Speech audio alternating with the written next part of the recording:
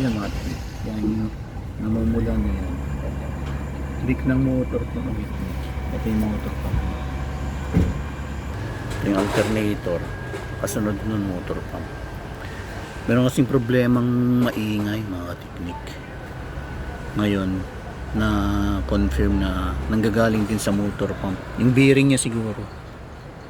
Kaya bumili tayo mga technique. Mura lang to. Thailand made.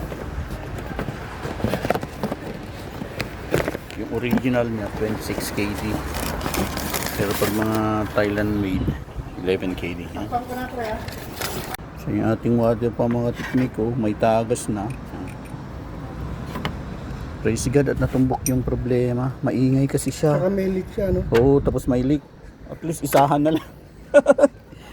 Ay, sana ayun na nga yung solusyon sa problema. Nagbabawas pa rin pero dati imbes na dito ako magkarga, dito na sa reserba.